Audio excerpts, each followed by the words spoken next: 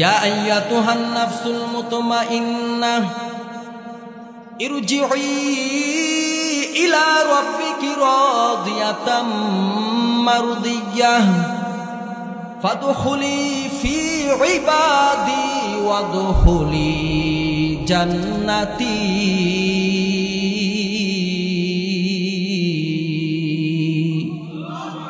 আর কি মোহাব্বত বলেন আল্লাহু আকবার। হে পবিত্র আত্মার মালিক,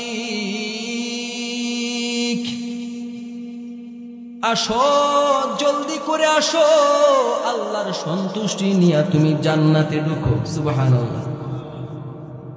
হে নবীর উম্মত আবু বকর সিদ্দিক রাদিয়াল্লাহু তাআলা আনহু হাতের মধ্যে লাকড়ি নিয়ে কান্নাকাটি করতেন, বলতেন আমি যদি লাকড়ি হতাম কতই না ভালো হইতো, আগুনে পুড়ে আমি সারহর হয়ে যেতাম, আল্লাহর কাছে আমার হিসাব দেওয়া লাগতো না। অথচ আবু বকর সিদ্দিক রাদিয়াল্লাহু তাআলা আনহু এক রাতের নেক হযরত ওমর রাদিয়াল্লাহু আনহুর গোটা জিন্দেগীর আমল এক পাল্লায় দিলে আবু বকর সিদ্দিক রাদিয়াল্লাহু আনহুর এক রাতের ইবাদতের সমান হবে না। সুবহানাল্লাহ। মান আমিলা সালিহান মিন যাকারিন আও উনসা ওয়া হুয়া মুমিনুন ফালানুহয়িয়ান্নাহু হায়াতান তাইয়্যিবা ওয়া লানাজজিয়ান্নাহুম আজরাহুম বিআহসানি মা কানু ইয়া'মালুন।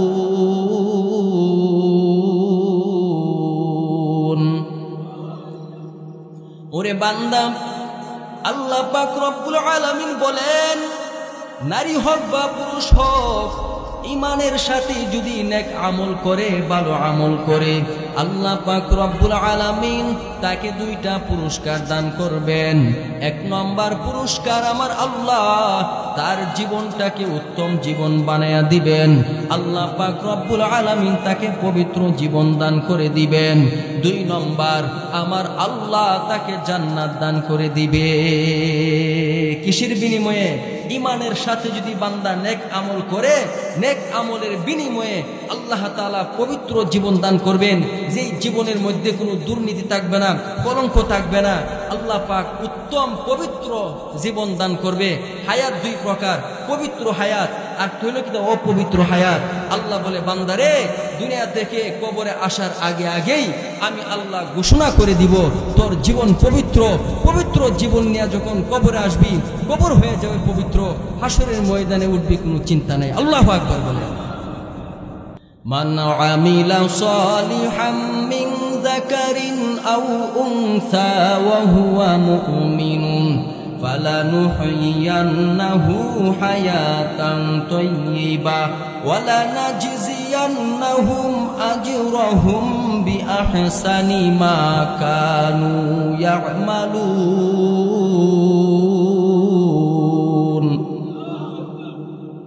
قال النبي صلى الله عليه وسلم إن الله لا ينظر إلى صوركم وأموالكم ولكن ينظر إلى قلوبكم وأعمالكم أو كما قال النبي عليه الصلاة والسلام। আল্লাহর নবী পয়গম্বর বলেন, নিশ্চয় আমার আল্লাহ তোমাদের সুন্দর বাহ্যিক দেখবেন না, আমার আল্লাহ তোমাদের দ্বন্দ্বলত দেখবেন না, আমার আল্লাহ যা দেখেন বান্দার দিল পরিষ্কার কিনা, বান্দার আমল ভালো কিনা, বান্দার দিল পরিষ্কার পরিচ্ছন্ন কিনা। আমার আল্লাহ বান্দার আমল দেখে বান্দাকে জান্নাত দান করবে। কে সুন্দর, কার গঠন কত সুন্দর, কে কালো, কে সুন্দর, এইগুলা আমার আল্লাহ দেখবেন না। আমার আল্লাহ দেখবে কার আমল ভালো, কার আমল সুন্দর।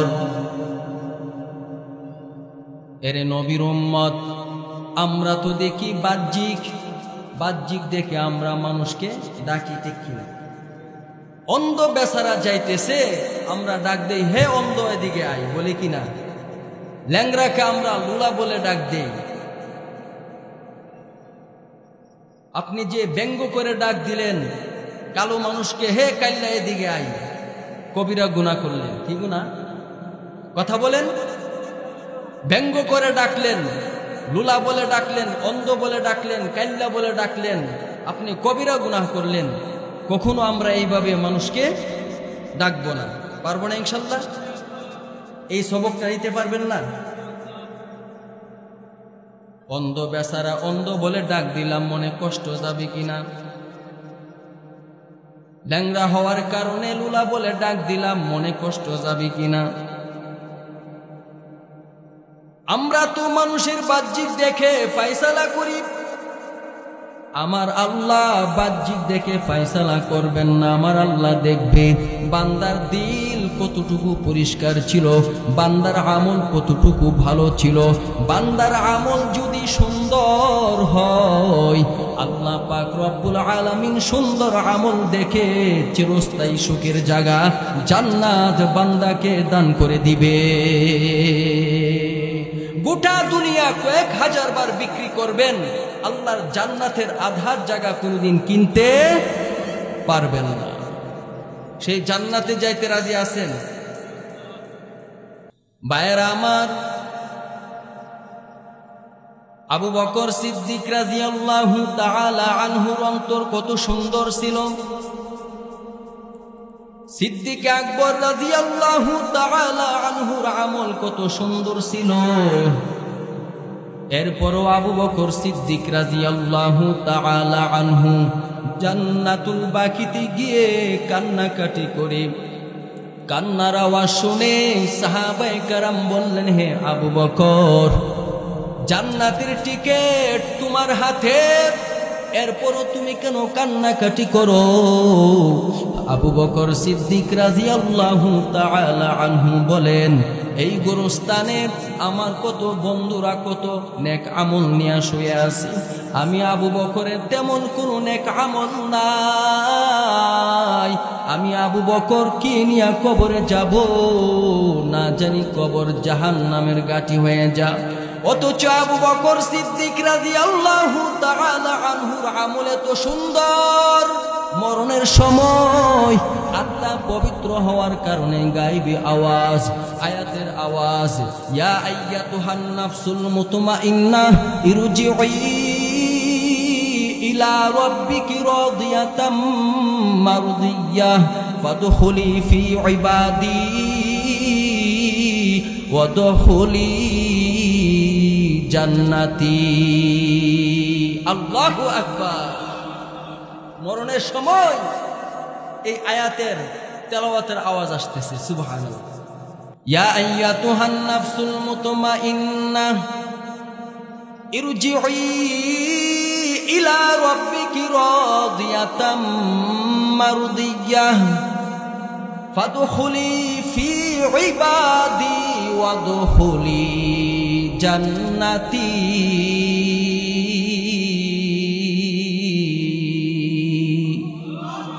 আর একটু মোহাব্বত বলেন আল্লাহু আকবার। হে পবিত্র আত্মার মালিক,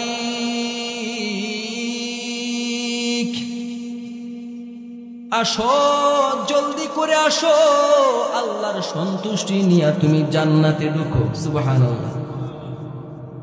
হে নবীর উম্মত,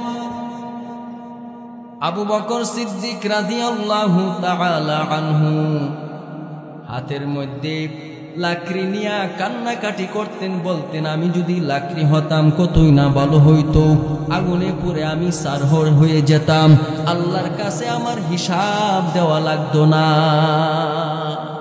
অথচ আবু বকর সিদ্দিক রাদিয়াল্লাহু তাআলা আনহু এক রাতের নেক হযরত ওমর রাদিয়াল্লাহু আনহুর গোটা জিন্দেগীর আমল এক পাল্লায় দিলে আবু বকর সিদ্দিক রাদিয়াল্লাহু আনহুর এক রাতের ইবাদতের সমান হবে না। সুবহানাল্লাহ। এর এলাকার মুসলমান যুবক, বৃদ্ধ বাবাজিরা, পর্দার অন্তরালের মা, আমল করে আল্লাহকে খুশি করেন, রাসূলকে খুশি করেন। আল্লাহ রব্বুল আলামিন যদি খুশি হয়ে যায়, আল্লাহ বান্দাকে দুনিয়াতেই ৬টা জিনিস দান করবে। কয়টা জিনিস? এক নম্বর, আল্লাহ পাক রব্বুল আলামিন বান্দাকে সাহায্য করবে। বান্দারে কি করবে? সাহায্য করবে। বিপদ মুসিবতে পড়বেন, আমার আল্লাহ বান্দাকে সাহায্য করবে। সুবহানাল্লাহ। দুই নম্বর, আল্লাহ পাক রব্বুল আলামিন রিজিকের মধ্যে বরকত দান করবেন। তিন নম্বর, আল্লাহ পাক রব্বুল আলামিন হায়াতের মধ্যে বরকত দান করবেন। চার নম্বর, আল্লাহ পাক রব্বুল আলামিন মানুষের ভালোবাসা তাকে দান করবেন। মানুষ তাকে সম্মান করবে, মানুষ তাকে ভালোবাসবে। সুবহানাল্লাহ। আল্লাহ পাক রব্বুল আলামিন তাকে উত্তম জীবন দান করবেন। পাঁচ নম্বর কি? আল্লাহ পাক রব্বুল আলামিন উত্তম জীবন দান করবেন। ছয় নম্বর, পরিবারের মধ্যে আল্লাহ সুখ শান্তি দান করে দিবে। আল্লাহ পাক রব্বুল আলামিন পরিবারের মধ্যে সুখ শান্তি দান করবে। কখন? যখন আপনি ইবাদত করে নেক আমল করে আল্লাহকে রাজি খুশি করতে পারবেন, রসুলের তরিকা মতে চলে যখন রসুলকে খুশি করবেন, আল্লাহ পাক রব্বুল আলামিন দুনিয়াতেই বান্দাকে 6টা জিনিস দান করবে। কয়টা? আল্লাহ পাক রব্বুল আলামিন বিপদ মুসিবতে আপনাকে সাহায্য করবেন, আল্লাহ পাক হায়াতের মধ্যে বরকত দান করবেন, আল্লাহ পাক রিজিকের মধ্যে বরকত দান করবেন, আল্লাহ তাআলা পরিবারের মধ্যে সুখ শান্তি দান করবেন, আল্লাহ পাক রব্বুল আলামিন দিলের মধ্যে তৃপ্তি দান করবেন, আল্লাহ পাক রব্বুল আলামিন উত্তম জীবন দান করবেন। সুবহানাল্লাহ। মান আমিলা সালিহান মিন যাকারিন আও উনসা ওয়া হুয়া মুমিনুন ফালানুহয়িয়ান্নাহু হায়াতান তাইয়্যিবা ওয়া লানাজজিয়ান্নাহুম আজরাহুম বিআহসানি মা কানু ইয়া'মালুন।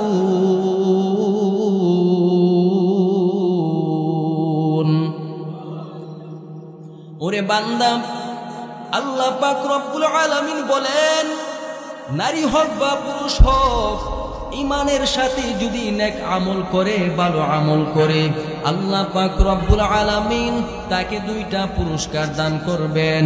এক নম্বর পুরস্কার, আমার আল্লাহ তার জীবনটাকে উত্তম জীবন বানায়া দিবেন, আল্লাহ পাক রব্বুল আলামিন তাকে পবিত্র জীবন দান করে দিবেন। 2 নম্বর, আমার আল্লাহ তাকে জান্নাত দান করে দিবে। কিসের বিনিময়ে? ইমানের সাথে যদি বান্দা নেক আমল করে, নেক আমলের বিনিময়ে আল্লাহ তাআলা পবিত্র জীবন দান করবেন, যেই জীবনের মধ্যে কোনো দুর্নীতি থাকবে না, কলঙ্ক থাকবে না। আল্লাহ পাক উত্তম পবিত্র জীবন দান করবে। হায়াত 2 প্রকার, পবিত্র হায়াত আর হইল কি অপবিত্র হায়াত। আল্লাহ বলে, বান্দারে, দুনিয়া থেকে কবরে আসার আগে আগেই আমি আল্লাহ ঘোষণা করে দিব, তোর জীবন পবিত্র।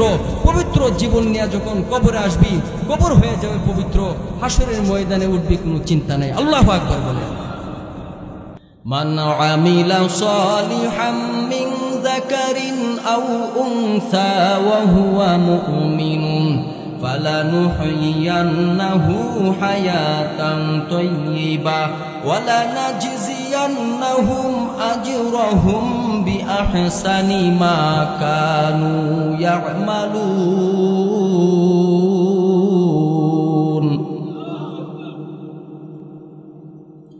কবর থেকে যখন হাসরের ময়দানে উঠবেন, 5টি প্রশ্নের উত্তর না দিয়ে আপনি একটি কদমও সামনে বাড়াইতে পারবেন না। হে নবীর উম্মত, 1 নম্বর প্রশ্ন আল্লাহ পাক রব্বুল আলামিন করবেন, হে বান্দা, দুনিয়াতে তোমার জীবনকে কোন কাজে ব্যয় করলা? এই যে একটা জীবন দান করলেন, এই জীবনটা তুমি কোন কাজে ব্যয় করলা? জীবন নামের একটা পুঁজি দিছে কিনা? এই জীবন নামের পুঁজি যদি আমরা আল্লাহর হুকুম না মানিয়া যদি আমরা কাটাই, তাহলে আমাদের পুঁজিও শেষ, মুনাফাও শেষ। ঠিক কিনা বলেন? বরফের টুকরা নিয়ে যদি কেউ বাজারে যায় বিক্রি করার জন্য,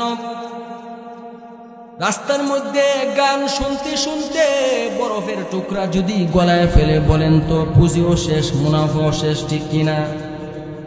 এরে নবীর উম্মতের দল, আল্লাহ পাক রব্বুল আলামিন যাকে 60 বছর হায়াত দান করলেন, 60 বছর হায়াতের পুঁজি আল্লাহ দান করলেন, 60-70 বছর জিন্দেগি পাইয়া আল্লাহর হুকুম না মানিয়া নবীর তরিকা মতে না চলে যদি কাটাও, তাহলে তোমার পুঁজিও শেষ, মুনাফাও শেষ।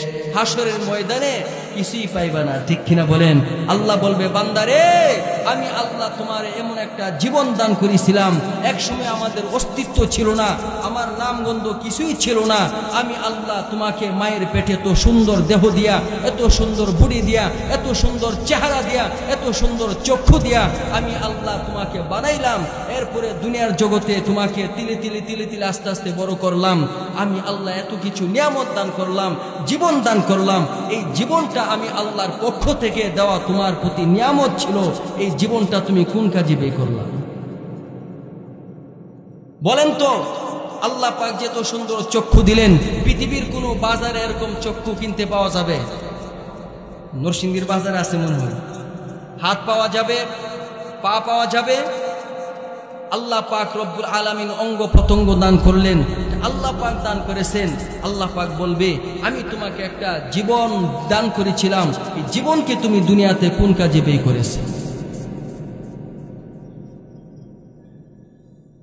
2 নম্বর প্রশ্ন করবে আল্লাহ পাক রব্বুল আলামিন, বান্দারে আমি আল্লাহ তোমাকে আমি যুবক বয়সে যৌবন দিয়েছিলাম, এই যৌবনটা তুমি কোন কাজে ব্যয় করলা?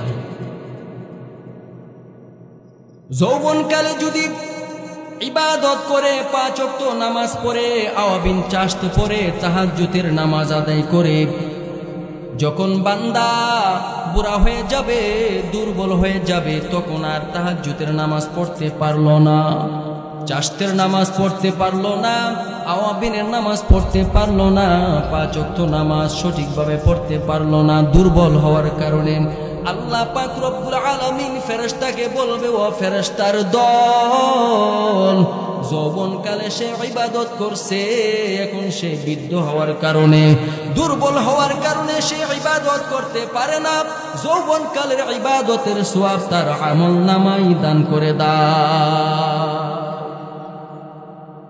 বৃদ্ধকালে আপনি পেনশন পাইবেন, কি পাইবেন? জোয়ানকালে যদি ইবাদত করেন, তাহলে বৃদ্ধকালে আল্লাহ কি করবে? আপনাকে পেনশন দান করবে। 3 ব্যক্তিকে আল্লাহ রব্বুল আলামিন পেনশন দিবেন। শর্ত হলো যৌবনকালে ইবাদত করা লাগবে। 3 ব্যক্তির মধ্যে একজন হলো অসুস্থ ব্যক্তি, দুর্বল, বৃদ্ধ হয়ে যাওয়ার কারণে অথবা অসুস্থ হওয়ার কারণে ইবাদত করতে পারে না, মসজিদে আসতে পারে না, বাড়িতে বসে বসে যতটুক পারে পড়ে, কিন্তু জোয়ানকালে সে ইবাদত করত, 5 ওয়াক্ত নামাজ মসজিদে আসিয়া পড়তো। আল্লাহ পাক রব্বুল আলামিন তাকে পেনশন হিসাবে তাকে জোয়ানকালের ইবাদতের সওয়াব তার আমলনামায় দিয়া দিবে। 2 নম্বর মুসাফির, বাড়িতে থাকা অবস্থায় ইবাদত বন্দেগী করে, 5 ওয়াক্ত নামাজ মসজিদে গিয়ে আদায় করে, কিন্তু সফরের হালতে সে ওইভাবে ইবাদত করতে পারলো না।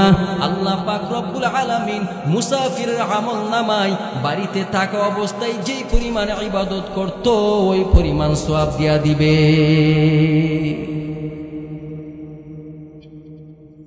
তাহলে আমাদের জোয়ানকালে আমাদের ইবাদত করার দরকার আছে না নাই? কথা বলেন। জোয়ানকালে যখন আপনি ইবাদত করবেন, তাহলে বৃদ্ধকালও আল্লাহ তাআলা আপনার আমলনামায় সওয়াব দান করে দিবে। ভাইরা আমার, 3 নম্বর প্রশ্ন আল্লাহ পাক রব্বুল আলামিন হাসরের ময়দানে করবেন। হে বান্দা, কোটি কোটি টাকার মালিক হয়েছো, ধন দৌলতের মালিক হয়েছো, টাকা পয়সা তুমি কিভাবে উপার্জন করেছো হিসাব দাও। হালাল পথে নাকি হারাম পথে? টাকা পয়সা কামাই করার 2টা পথ আছে। কয়টা? একটা হলো হালাল পথ, আর একটা হারাম পথ, বৈধ পথ, অবৈধ পথ। আল্লাহ পাক বলবে, বান্দারে তুমি কোটি টাকার মালিক হইলা, ধন দৌলতের মালিক হয়েছো, হিসাব দেও তুমি কিভাবে অর্জন করেছো। কয় নম্বর প্রশ্ন? 3 নম্বর। 4 নম্বর প্রশ্ন, তুমি যে কামাই করলা কোন পথে তুমি ব্যয় করলা, হালাল পথে নাকি হারাম পথে? এর এলাকার মুসলমান যুবক, বৃদ্ধ, বাবাজিরা, পর্দার অন্তরালের মা, আমাদের সমাজে অনেক হারাম কাজ হয়। হারাম কাজে অনেকে আছে সহযোগিতা করে কিনা? আপনারা বলেন তো, গান বাজনা শোনা হালাল না হারাম? আরো আসতে কোন? কেউ যদি গানের মধ্যে 5 টাকা দান করে, বলেন তো হালাল পথে নাকি হারাম পথে? হাসরের ময়দানে আল্লাহ পাক রব্বুল আলামিন বলবে, ওরে বান্দা, আমি আল্লাহ ধন দৌলত দিয়েছিলাম, টাকা পয়সার মালিক তোমাকে বানিয়েছিলাম, এই টাকা পয়সা ধন দৌলত তোমার জন্য নিয়ামত। এই টাকা পয়সা তুমি কোন পথে ব্যয় করেছো? হারাম পথে যদি ব্যয় করে থাকেন, তাহলে এর ফলাফল হবে, পরিণাম হবে ভয়াবহ, পরিণাম হবে ভয়াবহ। তাহলে 4 নম্বর প্রশ্ন হলো, তুমি যে কামাই করলা, তুমি কোন পথে ব্যয় করেছো? 5 নম্বর প্রশ্ন, হে বান্দা, তুমি যেই পরিমাণ কোরআন হাদিসের কথা জানছো, সেই পরিমাণ আমল করছো কিনা? সেই পরিমাণ আমল করছো কিনা?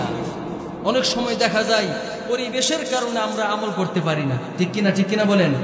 অনেকের বাড়িতে আছে, বিবি নামাজ পড়ে না, সন্তান নামাজ পড়ে না, মেয়ে নামাজ পড়ে না, কিন্তু আপনি যদি নামাজ পড়েন ঘরের মধ্যে, তাহলে পরিবেশ নেই, আপনি ঘুমায় থাকেন, বিবি ডাক দেয় না, আপনার সন্তান ডাক দেয় না, কিন্তু আপনি যখন পরিবেশে যাবেন দেখবেন আমল করতে খুব মজা লাগে, ঠিক কিনা বলেন?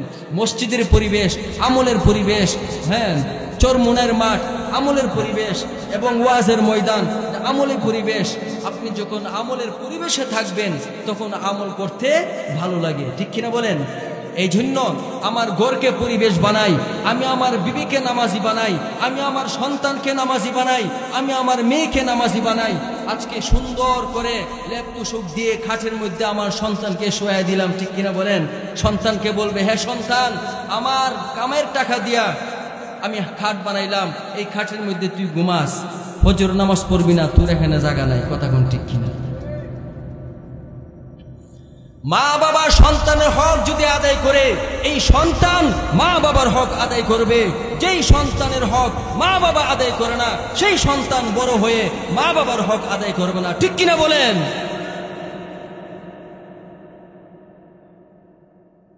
রাহমাতুল লিল আলামিন বলেন,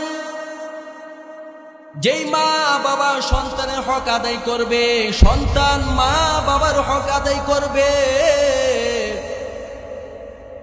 যেই সন্তান মা বাবার হক আদায় করবে, আল্লাহ পাক রব্বুল আলামিন সন্তানের প্রতি খুশি হয়ে যাবে। আল্লাহর নবী বলেন, মা বাবা যদি সন্তানের প্রতি সন্তুষ্ট হয়ে যায়, আমার আল্লাহ সেই সন্তানের প্রতি সন্তুষ্ট। মা বাবা যদি অসন্তুষ্ট হয়, আল্লাহ পাক রব্বুল আলামিন সেই সন্তানের প্রতি অসন্তুষ্ট। মা বাবাকে সন্তুষ্ট করবেন তো ইনশাল্লাহ? আর আসতে কোন? এই জন্য মা বাবার কিছু দায়িত্ব আছে। সন্তান যখন গর্ভের মধ্যে আসে, তখন মার উচিত গুনাহ ছেড়ে দিয়ে সন্তানকে গর্ভে নিয়ে, আপনি যখন মা যখন কোরআন তেলাওয়াত করবে, সেই কোরআন তেলাওয়াতের আসর সন্তানের উপর পড়বে, ঠিক কিনা বলেন? আল্লাহর জিকির করবে, কোরআন তেলাওয়াত করবে, আল্লাহর নাম জপবে। আর সন্তান নিয়ে যদি উলঙ্গ ছবি দেখে, টেলিভিশন দেখে, এই সন্তান মা বাবার বাধ্য সন্তান হবে না, ঠিক নি? এরে নবীর উম্মতের দল। এই জন্য মায়ের গর্ভে যখন সন্তান থাকবে, মার উপর দায়িত্ব হলো গুনার কাজ করতে পারবে না, বেশি বেশি কোরআন তেলাওয়াত করবে, আল্লাহর ইবাদত বন্দেগী করবে। সেই সন্তান মা বাবার বাধ্য সন্তান হবে। সন্তান যখন জন্মগ্রহণ করবে, জন্মের পর ডান কানে আজান, বাম কানে একামত, আছে না নাই? ডান কানে আজান, বাম কানে একামত দিবে। ডান কানে আজান, বাম কানে একামত দিতে গিয়ে যদি এখানে পুরুষ না থাকে, মা বোনেরাও আজান একামত দিতে পারবে। মাসালা জেনে রাখেন, হাসপাতালে সন্তান জন্মগ্রহণ হয়েছে, বিদেশ থেকে ফোন দেয়, বিদেশ থেকে মুয়াজ্জিন সাহেবের কাছে, ইমাম সাহেবের কাছে, হুজুর আপনার বাবির ঘরে তো হয়েছে, যান হাসপাতালে যান, আজানটা দিয়ে আসেন, এরকম হয় কিনা? না না না, এরকম করা লাগবে না। যদি দাদি থাকে, নানি থাকে, অথবা মা বোনেরা থাকে, ডান কানে আজান বাম কানে একামত দিয়ে দিতে পারবে। এই জন্য আমাদের মা বোনদের উচিত আজান একামত শিখে রাখা। মা বোনদের কি উচিত? আজান একামত কি শিখে রাখা। কি করার জন্য? মসজিদে আজান দেওয়ার লাগে না, কিন্তু আবার বাচ্চা কাচ্চা হইলে যাতে কি পুরুষ না পাওয়া যায়, যাতে হুজুরকে খবর দেওয়া না লাগে, যাতে আজান দিতে পারে। আল্লাহু আকবার বলে। তাহলে মা বাবার দায়িত্ব হলো সন্তান যখন জন্মগ্রহণ করবে তখন ডান কানে আজান বাম কানে একামত দিবে।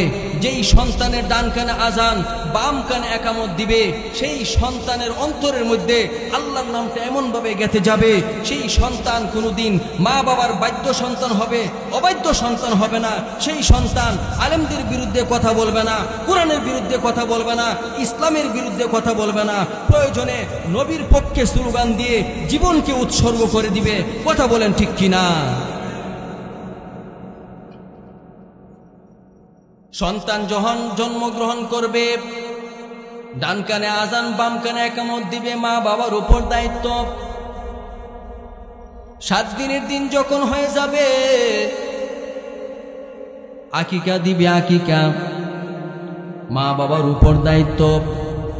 আকিকা কেন দেওয়া হয়? দ্বীনের নবী রাহমাতুল লিল আলামিন বলেন, সন্তানের জন্য যদি আকিকা দেওয়া হয়, আকিকার বরকতে আমার আল্লাহ সন্তান থেকে বালা মুসিবত দূর করে দে। 7 দিনের দিনে সন্তানের মাথার চুলকে মুন্ডন করে এই পরিমাণ স্বর্ণ বা রূপা সৎকা করে দিবে। সন্তান যখন বড় হয়ে যাবে 7 দিনের দিনে সুন্দর একটা নাম রাখবে। এটা মা বাবার উপর দায়িত্ব, সুন্দর নাম রাখা। কি রাখা? সুন্দর নাম রাখা মা বাবার উপর দায়িত্ব। এরপরে যখন 7 বছর হয়ে যাবে সন্তানকে নামাজ শিক্ষা দিবে। কি দিবে? নামাজ শিখাইবে।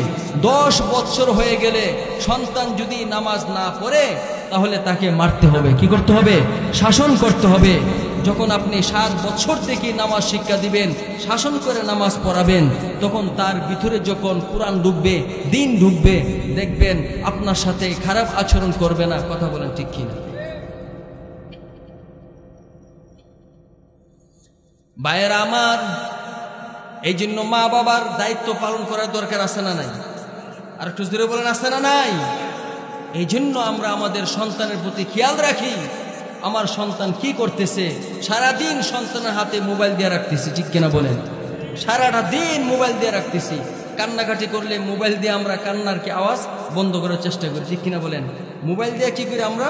কান্নার আওয়াজ বন্ধ করার চেষ্টা করি। না না না, এরকম করবেন না, কারণ মোবাইলের মাধ্যমে আমরা শেষ করে দিতেছি। ভাইয়েরা আমার, আল্লাহ নবী রাহমাতুল লিল আলামিন বলেন, বান্দার সুরত দেখবে না, দন্দৌলত দেখবে না, আল্লাহ পাক রব্বুল আলামিন দেখবে সুন্দর আমল। কি দেখবে? সুন্দর আমল।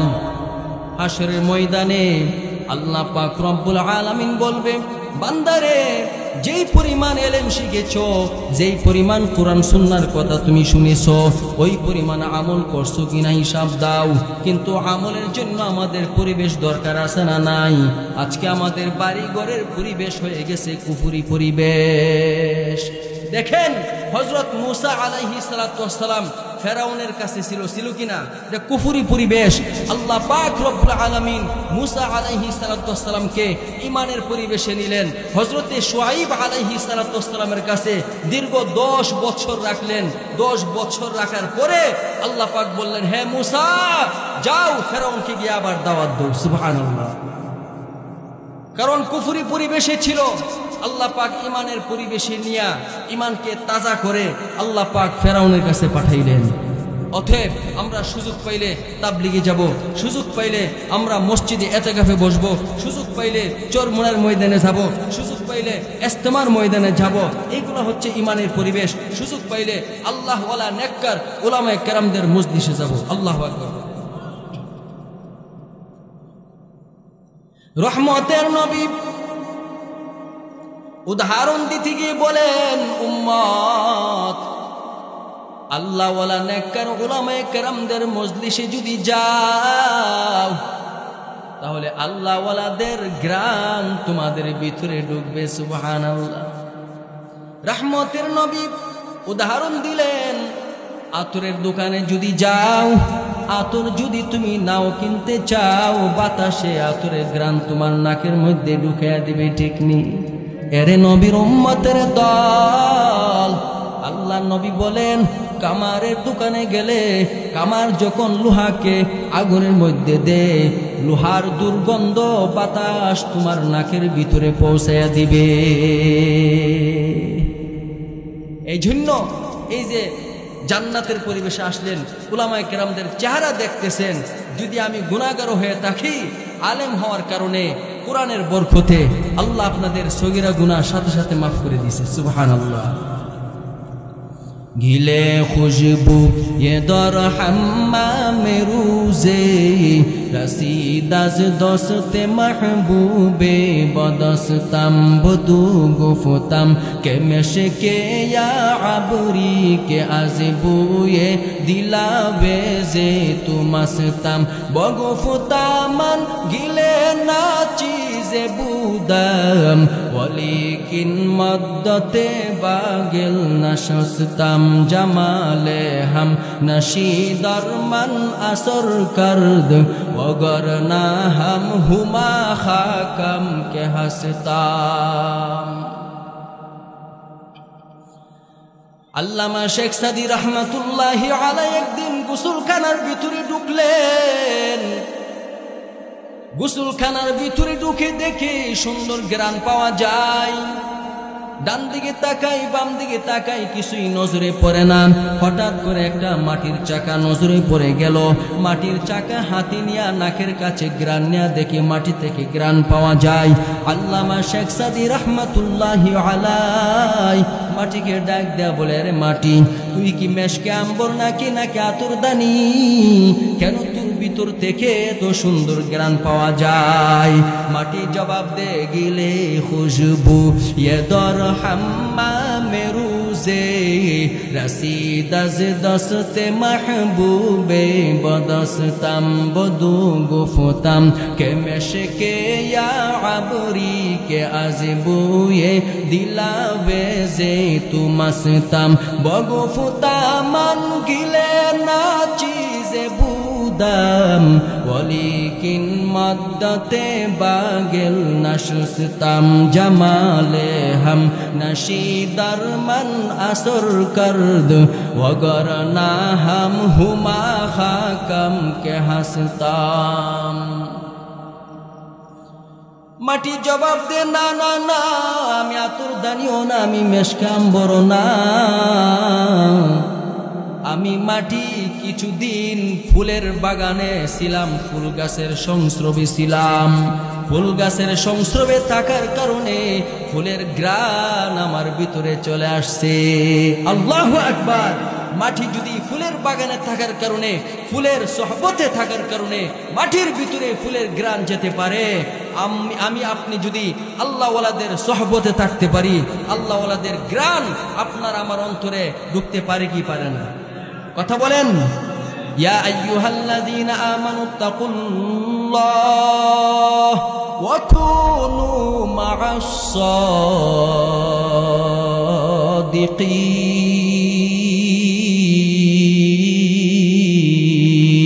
সাদিকিন। আল্লাহ পাক বলে, ওরে বান্দা, আমি আল্লাহকে ভয় করো, আল্লাহওয়ালা নেককার উলামায়ে কেরামদের সাথে তোমরা থাকো। আল্লাহওয়ালা নেককার উলামায়ে কেরামদের সাথে থাকলে আল্লাহর ভয় তোমার অন্তরে চলে আসবে। আজকে আমাদের মধ্যে আল্লাহর ভয় নেই, মরণের ভয় নেই। কথা বলেন ঠিক কিনা? আমাদের মরণ পর্যন্ত আল্লাহর ইবাদত করা লাগবে। কার ইবাদত? জোরে বলেন, কার ইবাদত? মরণ পর্যন্ত যখন আমাদের ঈমানকে মজবুত রেখে নেক আমল করব, আমার অন্তর পরিষ্কার হবে, পরিচ্ছন্ন হবে, পবিত্র হবে। আমার অন্তর যখন পরিচ্ছন্ন হবে, পবিত্র হবে, আল্লাহ পাক রব্বুল আলামিন আমাকে জান্নাত দান করবেন, জাহান্নাম থেকে মুক্তি দেয়া দিবেন। আল্লাহ বলে, বান্দারে আমি তোরে বড় আদর করে বানাইছি, সবচাইতে দামি মানুষ, মানুষের চাইতে দামি আর কিছুই হতে পারে না। আমি আল্লাহ চাই না বান্দা তুমি জাহান্নামে যাও, জাহান্নামের আগুনে ঝোলো। আমি চাই তোমাকে জাহান্নাম থেকে মুক্তি দিয়ে জান্নাতে পৌঁছে দেওয়ার জন্য। এই জন্যই তো আমি আল্লাহ যুগে যুগে নবীগণকে পাঠাইলাম, রসুলগণকে পাঠাইলাম। সর্বশেষ আমাদের নবী মুহাম্মদুর রাসূলুল্লাহ সাল্লাল্লাহু আলাইহি ওয়াসাল্লাম শেষ নবী, যেই নবীর পরে আর কোনো নবী নেই। কথা বলেন ঠিক কিনা? যেই নবীর পরে আর কোনো নবী নেই। কেউ যদি বিশ্বাস করে আপনার আমার নবীর পরে আরো নবী আছে, তাহলে সে বেঈমান, সে কাফের, তার ঈমান নাই। কথা বলেন। যেমন কাদিয়ানি, যেমন কি কাদিয়ানিরা কি কাফের। যুগে যুগে নবী রাসূলগণকে পাঠাইছেন কেন? যাতে আল্লাহ পাক আদরের বান্দাগুলাকে যেন জাহান্নাম থেকে বাঁচাইতে পারে, জান্নাতে পৌঁছায় দিতে পারে। আমাদের আসল বাড়ি কোথায়? জান্নাত। আমাদের আসল বাড়ি কোথায়? এই জান্নাত দিবে ঈমান আর আমলের বিনিময়ে। ইন্নাল্লাযীনা আমানু ওয়া আমিলুস সলিহাত কানাত লাহুম জান্নাতুল ফিরদাউসি নুজুলা।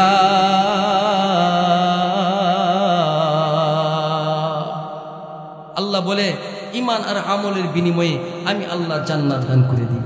বান্দারে তুমি যখন আমল করবে, ঈমানকে মজবুত রাখবে, আমি আল্লাহ মরণের সময় রহমতের ফেরেশতা পাঠিয়ে দিব। সেই ফেরেশতা তোমাকে জান্নাত দেখাইবে, জান্নাত দেখাইবে, জান্নাত দেখাইবে। আর তুমি জান্নাত দেখে দেখে দেখে দেখে আমি আল্লাহর কাছে তুমি চলে আসবে। আল্লাহু আকবার বলেন। ইন্নাল্লাযীনা ক্বালু রাব্বুনাল্লাহ, আল্লাহু আকবার। ইন্নাল্লাযীনা ক্বালু রাব্বুনাল্লাহু সুম্মা ইসতাকামু তাতানাজ্জালু আলাইহিমুল মালাইকা আল্লা তাখাফু ওয়া লা তাহজানু ওয়া আবশিরু বিল জান্নাহ ওয়া আবশিরু বিল জান্নাতিল্লাতী কুনতুম তুআদুন।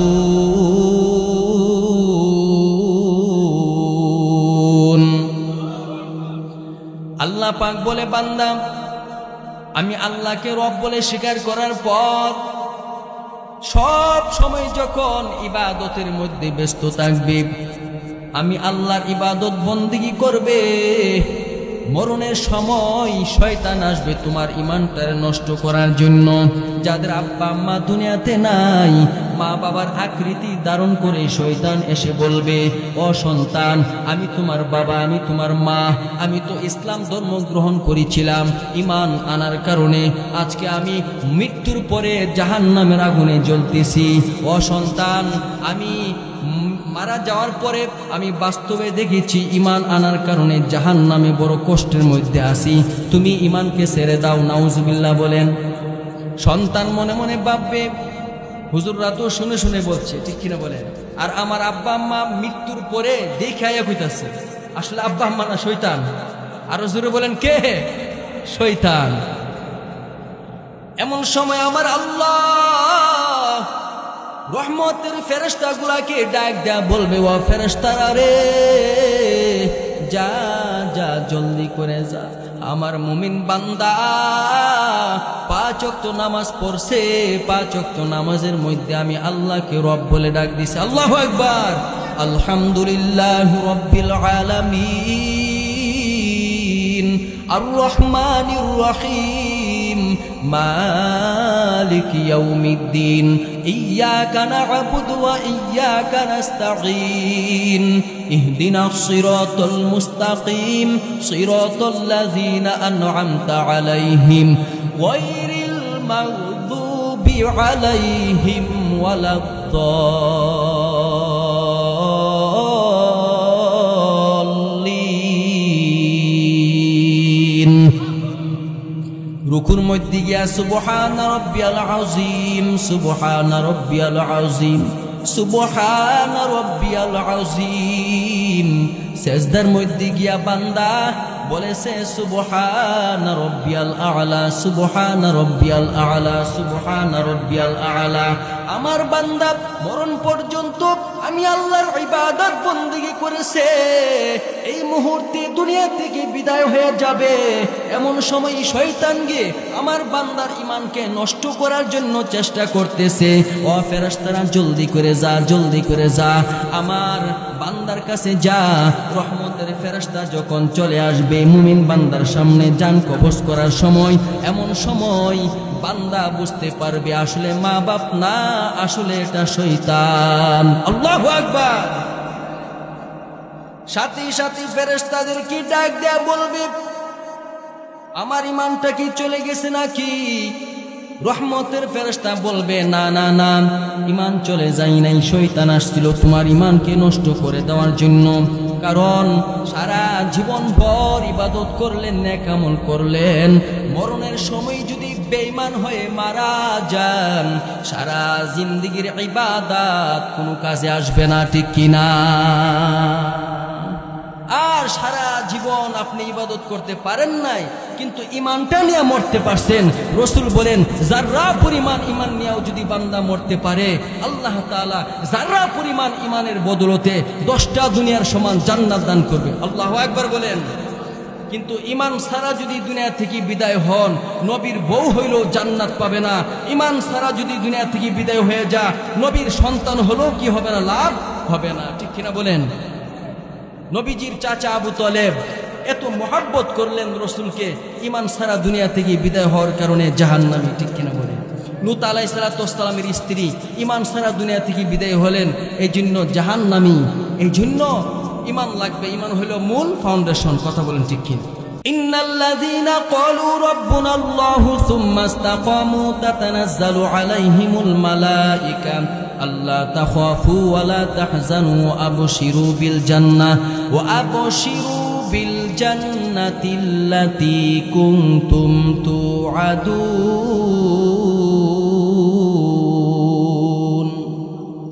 মরণ পর্যন্ত আপনার আমার ঈমানকে যদি মজবুত রাখি, ইবাদত বন্দেগী করি, আল্লাহর হুকুম মানি, নবীর তরিকা মতে চলি, তাহলে মরণের সময় ফেরেশতা এসে সাহায্য করবে, ফেরেশতা জান্নাত দেখাইবে আর বলবে বান্দারে এই তো জাহান্নাম, এই জাহান্নাম থেকে আল্লাহ তোমাকে মুক্তি দিয়েছে, মুক্তি দিয়া আমার আল্লাহ তোমাকে এই জান্নাতের মালিক বানায় দিছে।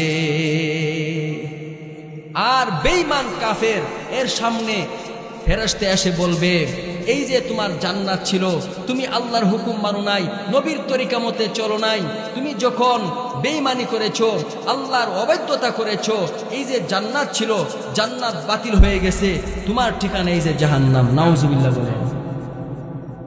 এই জন্য আমাদের আসল বাড়ি কোথায়? জান্নাত। জান্নাতে যাইতে রাজি আছি তো ইনশাআল্লাহ। কিসের বিনিময়ে?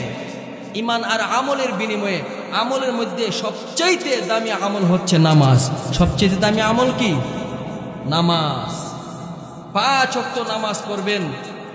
রাসূল করিম সাল্লাল্লাহু আলাইহি ওয়াসাল্লাম ইরশাদ করেন আস-সালাতু মিফতাহুল জান্নাহ, নামাজ হলো জান্নাতের চাবি। নামাজ হলো কি? জান্নাতের চাবি।